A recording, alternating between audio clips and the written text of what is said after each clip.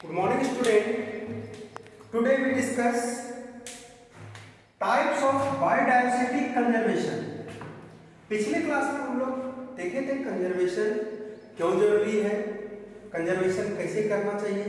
अब आज हम लोग देखेंगे कि कितने तरह से हम लोग बायोडायवर्सिटी को कंजर्व करते हैं। ओके, तो there are two type of biodiversity conservation. First in situ conservation और second ex situ conservation. Okay, in situ यानी कि उस ऑर्गेनिज्म को उसी के एरिया में, उसी के घर में प्रोटेक्ट कर देना, और एक्स सीटू उसको उसके घर से बाहर ला करके किसी स्पेसिफिक एरिया में प्रोटेक्ट करना एक्स सीटू। ओके, हम लोग एक एक करके अभी देखेंगे इसको। तो फर्स्ट हम लोग देखते हैं इन सीटू कंजर्वेशन क्या होता है। Okay, conservation and protection of whole ecosystem and its biodiversity. मतलब कि कंजर्वेशन और प्रोटेक्शन जो करेंगे वो उसी के बायोडायवर्सिटी में करेंगे, उसी के इकोसिस्टम में अगर कर दे, ओके, तो हम लोग क्या बोलेंगे उसको, उस टाइप के कंजर्वेशन को बोलेंगे इन सीटू कंजर्वेशन। ओके, जैसे हम लोग नेशनल पार्क या सेंचुरी, तो सेंचुरी को क्या करते हैं, पूरे सेंचुरी एरिया को प्रोटेक्ट कर देते हैं। उस एरिया से हम जो है स्पीशीज को बाहर नहीं लाते हैं, उसको जितने भी स्पीशीज है उसको उसी एरिया में, उसी के घर में प्रोटेक्ट कर दिए। तो that type of conservation is called in situ conservation. Okay, और इसमें इन सीटू कंजर्वेशन में, इन सीटू जो कंजर्वेशन करते हैं हम लोग, तो कैसे करते हैं, first of all hot spot बना करके। ओके, सबसे पहले हॉट स्पॉट क्या होता है, तो हॉट स्पॉट वर्ड जो है वो दिए थे नॉर्मन मेयर्स, नाम याद रखिएगा, नॉर्मन मेयर ने हॉट स्पॉट को दिया था।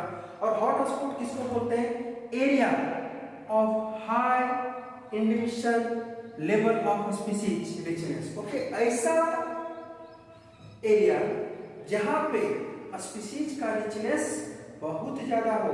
आप लोग हॉट स्पॉट पहले भी सुना होंगे, तो वो हॉट स्पॉट मत समझिएगा वो मोबाइल वाला हॉट स्पॉट होता है, वो नहीं। वैसा एरिया जहां पे स्पीशीज क्या हो, ज्यादा हो, और उसमें वैसे स्पीशीज हो जो क्या हो, इंड करने वाले हो, तो उस एरिया को हम लोग क्या बोलेंगे, हॉट स्पॉट। ओके, तो हॉट स्पॉट बना करके हम लोग इन सीटू कंजर्वेशन करते हैं। मान लीजिए वो एरिया है, वहां हॉट स्पॉट बना दिए जहां पे स्पीशीज रिचनेस ज्यादा है।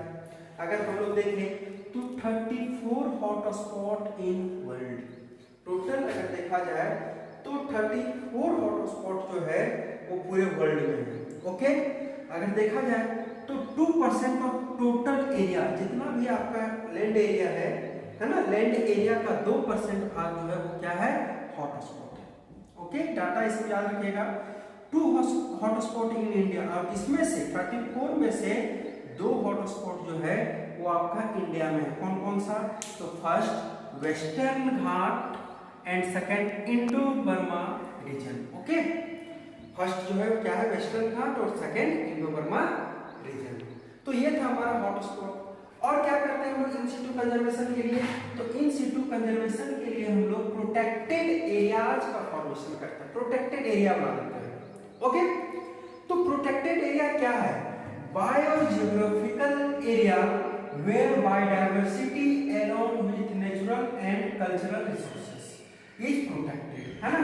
यानी कि प्रोटेक्टेड एरिया किसको बोलेंगे, बायोजियोग्राफिकल एरिया, वो एरिया जहां पे बायोडायवर्सिटी उसके नेचुरल और कल्चरल रिसोर्सेज के साथ प्रोटेक्टेड हो, या प्रोटेक्टेड, या फिर क्या मेंटेन हो, या manage through legal measures. Okay, यानी कि प्रोटेक्टेड एरिया वो बोलेंगे, उसको बोलेंगे जिसमें हम लोग क्या किया, उसके नेचुरल एंड कल्चरल रिसोर्सेज के साथ हम लोग जरा सा भी छेड़छाड़ नहीं करेंगे, और उसको वहीं पे जो है प्रोटेक्ट कर देंगे, उसके ओरिजिनल हैबिटेट को प्रोटेक्ट कर देंगे। ठीक है, तो उसको हम लोग बोलते हैं क्या, प्रोटेक्टेड एरिया। अगर इंडिया में देखा जाए तो टोटल 651 प्रोटेक्टेड एरिया है, जिसमें क्या है, नेशनल पार्क कितना, 100 नेशनल पार्क है, सेंचुरी कितना है, 551। ओके, और ये तो हो गया प्रोटेक्टेड एरिया, और इसके अलावा 18 बायोस्फीयर रिजर्व। ओके, 18 क्या है? Biosphere reserve. अब देखते हैं नेशनल पार्क क्या होता है, सेंचुरी क्या होता है ना। इसमें हमेशा कंफ्यूजन रहता है नेशनल पार्क और सेंचुरी में।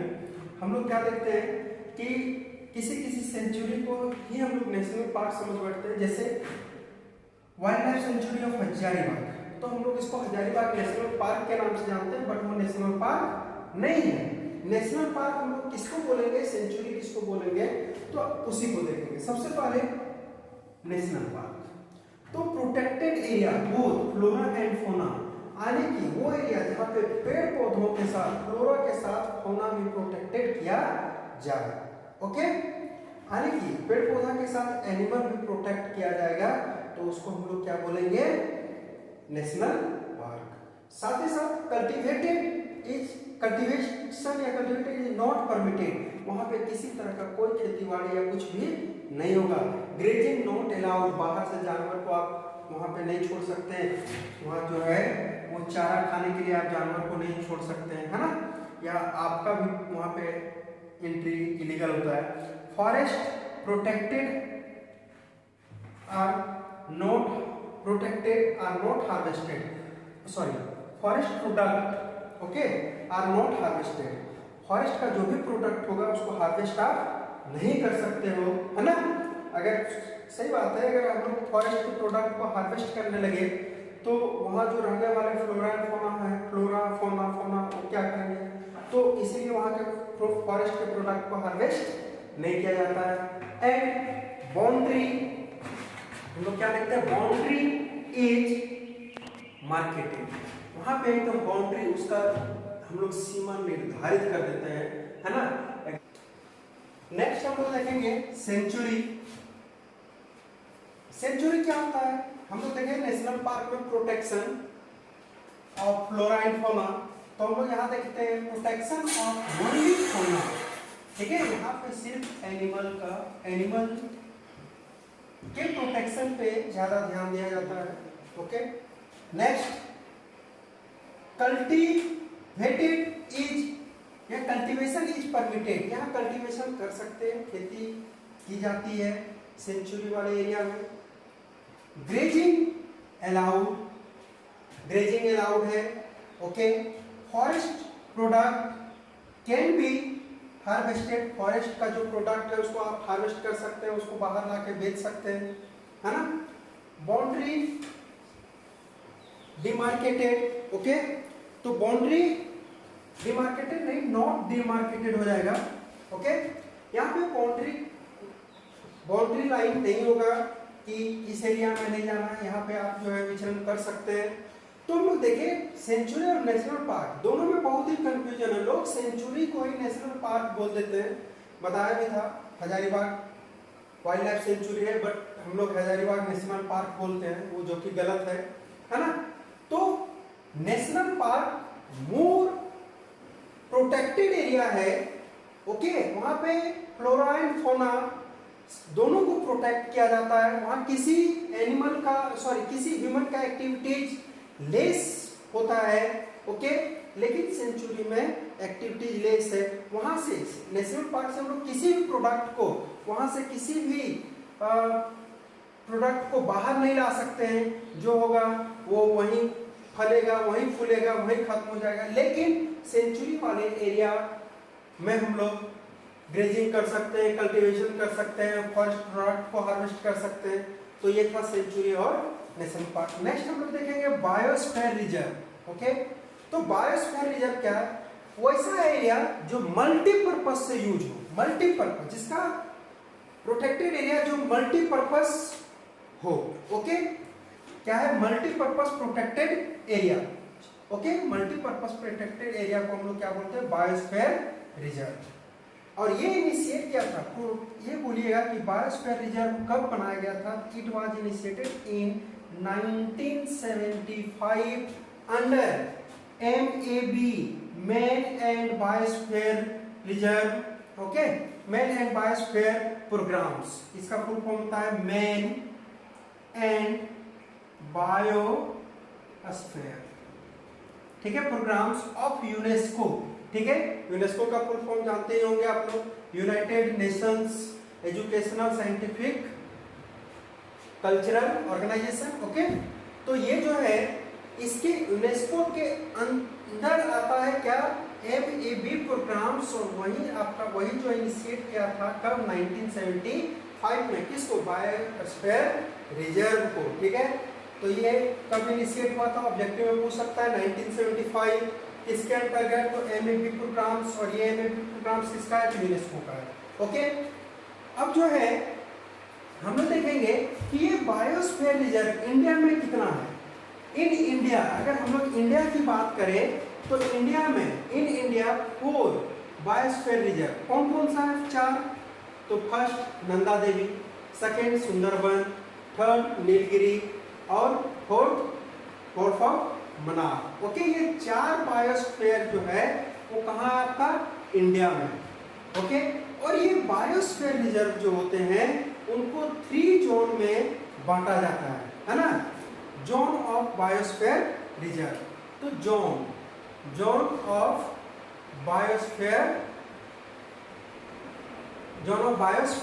तो कितने जोन में बांटा गया, 3 जोन में। पहला हम लोग बोलते हैं ट्रांजिशन जोन, जो आउटर एरिया होता है, सेकेंड बफर जोन जो मिडिल होता है, और थर्ड जो है वो कोर जोन, जो फर्स्ट ट्रांजिशन जोन जो एकदम आउटर एरिया होता है, सेकेंड जो है आपका बफर जोन जो ट्रांजिशन जोन के बाद होता है और कोर जोन से पहले, एंड थर्ड जो आपका कोर जोन जो कि मिडिल का जोन होता है। ओके, तो क्यों बांटा गया है इस 3 रीजन में, बायोस्फीयर रिजर्व को क्यों बांटा जाता है, ये क्वेश्चन है। तो ध्यान दीजिएगा, मान लीजिए ये कोई बायोस्फीयर रिजर्व है, तो इसके आउटर एरिया में, आउटर एरिया को जिसको हम लोग ट्रांजिशन जोन बोलते हैं, वहां पे ह्यूमन एक्टिविटीज होता है। ओके, ह्यूमन एक्टिविटीज अलाउड होता है।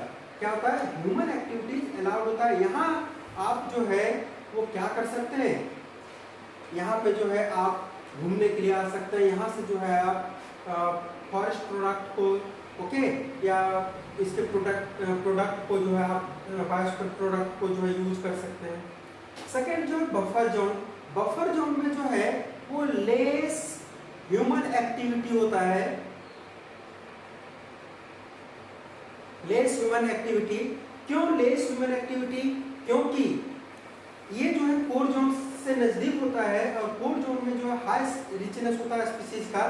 तो अगर ह्यूमन का एक्टिविटीज होगा तो यहाँ के स्पीसीज जो है वो डिस्टर्ब होंगे, और प्रोटेक्शन के पर्पज से जो हम लोग बायोस्फीयर रिजर्व बनाए वो पूरा नहीं होगा। ओके, तो इसलिए यहाँ पे ह्यूमन एक्टिविटीज लेस होता है। यहाँ पे आता है जो उसको परमिशन लेना पड़ता है। ओके, और यहाँ पे जनरली जो रिसर्चर जो रहते हैं वही लोग जो है ट्रेवल करते हैं। ओके, तो ट्रांजिशन जोन में ह्यूमन एक्टिविटी हो सकता है ना। सेकेंड जो आपका बफर जोन है वहाँ पे लेस ह्यूमन एक्टिविटीज होगा।